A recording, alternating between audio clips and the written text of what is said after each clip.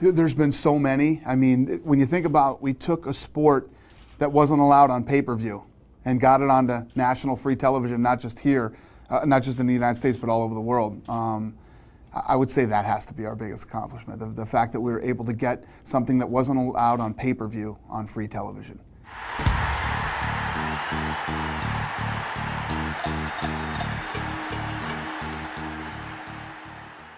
All right, let me think of this one. You would have the jiu-jitsu of probably Frank Mir. Okay, you would have the wrestling of? You'd have the wrestling of... GSP, George? Yeah, GSP would be good. George. The one guy who didn't wrestle. Yeah, I was going to say Couture, but all the Canadians chimed in and threw GSP in there. How about we could do both, you know, a little yeah. bit of each. The chin of? Chuck Liddell, when Chuck had a chin. Yeah, got a little funny. When Chuck had a chin, you could, that was the thing that made his style so exciting, is that he had great takedown defense, and even if he got taken down, he could get back up, had knockout power on both hands and feet, and had a chin from hell. Yep. The kicks of? The kicks of? I'll take the kicks of GSP. Do the wrestling of Couture and the kicks of GSP. Okay. The punches?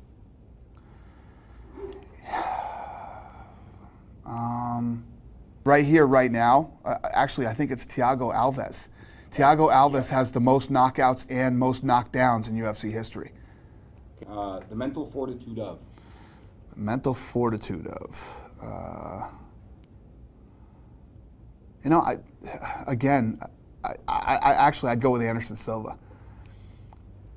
Okay. The strategy ability of? Strategy ability of?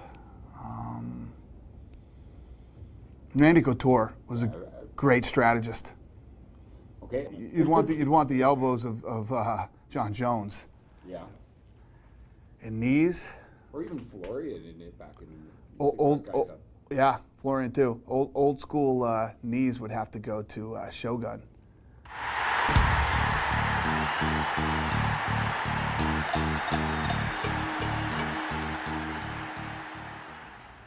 I'm not a big hockey fan, but I respect so much how talented you have to be to play hockey, okay? Soccer, whole nother ballgame. Can't stand soccer. I think that it's the least talented sport on earth. There's a reason 3-year-olds can play soccer, okay? You run around and kick a ball. Yeah, Landsberg said, you wouldn't say that if you were Brazil. I said, dude, I say this in every country. When you're playing a game where the net is this big, right, and the score is 3-1, are you shitting me right now? That's a blowout. Do you know how, you know how untalented you have to be to score 3 points when the net is this big? Now in hockey, you have guys on skates, right, with crooked sticks, where they have to hit a puck into a net that's the same size as the goalie, okay? That's a sport that the score should be 3-1. That I get. And at any time during the game, somebody can take your head right off your shoulders, and it's absolutely legal, right? That's a real sport that takes real talent, speed, you know, all the things that you need to be an athlete. Now, fighting is a part of hockey, has been since day one. And obviously, the first thing that you should be concerned with is the health and safety of the athletes. It's part of the game. Guys have been doing it all the way up throughout. It is what it is. I think that we live in a world now, the world has become pussified.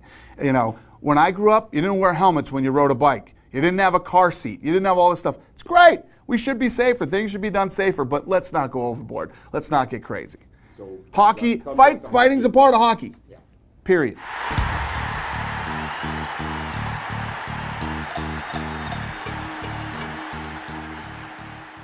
What I've said forever now is that there aren't enough good women to create an entire division, right? But you will have these one-off fights like Ronda Rousey versus Tate. You know, that was a big fight. Lots of people are interested in it with 2 real women who can really fight and are very talented. The problem we're going to see now, and people disagree, even Lorenzo disagrees with me on this one, but I'm right. I think it's going to be very hard to find very good opponents for Ronda Rousey. I think Ronda Rousey is going to become one of these girls who, you know, has all the abilities and all the tools to become a huge star, but is going to lack opponents. Is not going to have a lot of people for her to fight.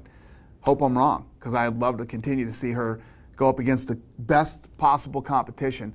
But, you know, I don't see it happening.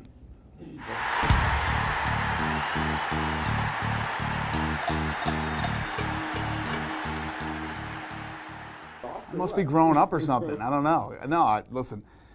The F word is my favorite word.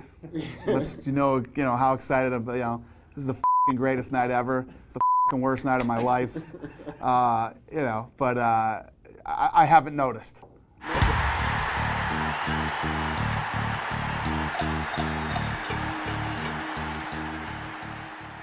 Now that we've got this Fox deal, there's so much work to be done over the next couple of years.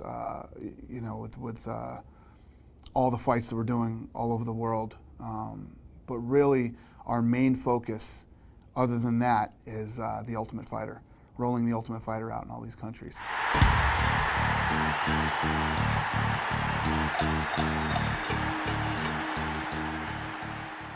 In 5 years, we'll have this programming and everything that we're working on completely dialed in the next 5 years. I'm hoping the next 2 years, but it will definitely be done in 5 years. People don't realize how much work there is to do with this Fox deal.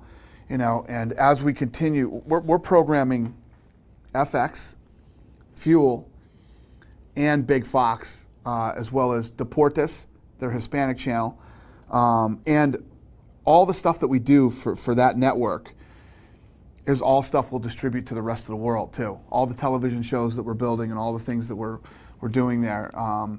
This Ultimate Fighter Live, I feel like, as much of a beast as this thing is, we had some hiccups and some tweaks to make after the first episode because we went live with the fights to get in the house, and there's some mistakes that I made that will change next season. But then I think we got it dialed in right after, last week we really nailed it down and got it flowing smooth. And now it's just all about the programming and continuing to push and take that programming that we're building for Fox and spreading it around the rest of the world.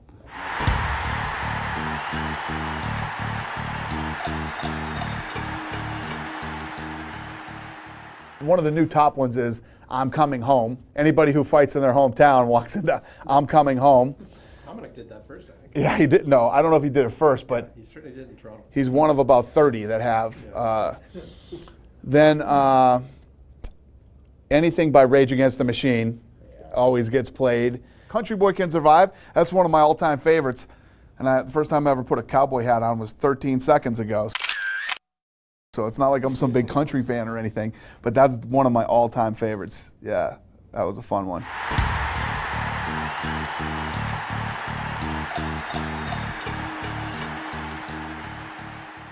Floyd Mayweather is one of the big things that's wrong with boxing. A kid who has all this flair and flash and all the stuff that he has, he could use to help the sport. He doesn't. He's one of these guys that all he cares about is Floyd and what Floyd's going to get.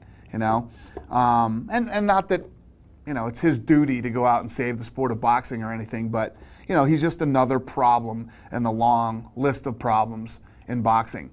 When Floyd was an amateur, Floyd and I were really close. And then when he turned pro, he turned into Floyd. And, he's just not my kind of guy.